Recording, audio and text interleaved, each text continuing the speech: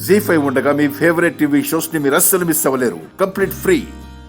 మన మధ్య ఉన్న బంధాన్ని తెంచేసినప్పుడు నేనేడిస్తే ఓదార్చే వాళ్ళు లేరు. ఇప్పుడు మళ్ళీ ఆ బంధాన్ని కొనసాగిద్దామని మీరంటే ఆ ఆనందాన్ని చెప్పుకోవడానికి ఎవరూ లేరు. నేనున్నానమ్మా.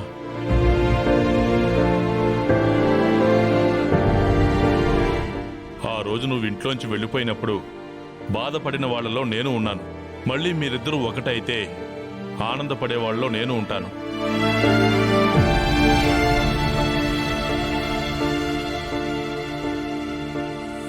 మనసుకి ఆనందాన్ని ఇచ్చేదైతే గతాన్ని ఎన్నిసార్లైనా తలుచుకోవచ్చమ్మా. కానీ బాధించే గతాన్ని తలుచుకోకపోవడమే ఉత్తమమ్మా. జరిగింది ఏదో జరిగిపోయింది.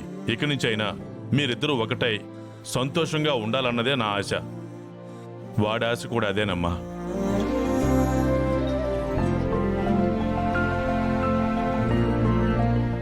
అందుకే నీకోసమని మీ పెళ్లి రోజు కానుకగా ఈ నల్లపూసల దండ తీసుకొచ్చాను.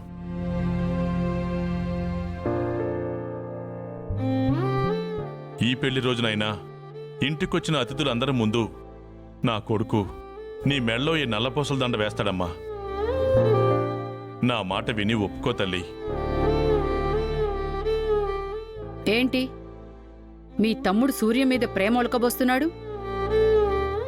మీ నాన్న చూస్తే నల్లపూసల దండ మెడలో వేయించి మళ్ళీ ఇద్దరికి పెళ్లి చేస్తానంటున్నాడు.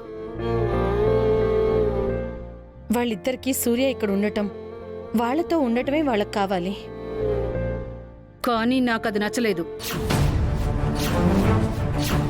అవును, నాకు నచ్చలేదు. మీ వాళ్ళు అనుకున్నవి ఏవీ జరగకూడదు. సూర్య పెళ్లి రోజు అస్సలు జరగకూడదు. మళ్ళీ ఇంటి కోడలయ్యి ఈ ఇంట్లోనే ఉండకూడదు. కోడి పుంజిన సమయం చూసి బరిలోకి దించినట్టు మిమ్మల్ని దించుతాను. రెడీగా ఉండండి. లేదంటే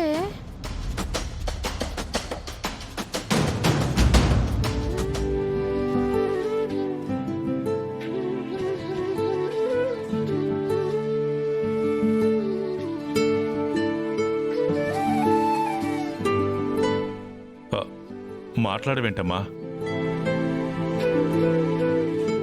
నన్ను క్షమించండి మావయ్య గారు.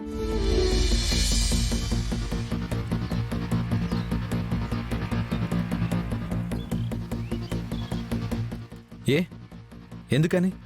నేనంటే నీకు ఇష్టం లేదా? నేనంటే ప్రేమ లేదా? సూర్య, నా మీద ఒట్టేసి చెప్పు.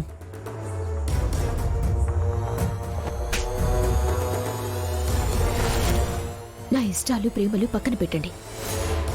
పిల్లలకి ఏమని సమాధానం చెప్తాం?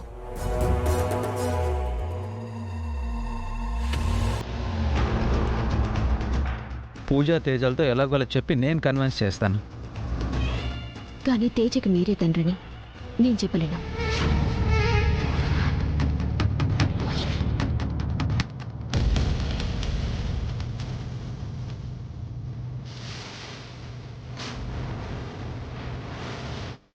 ఏమన్నా?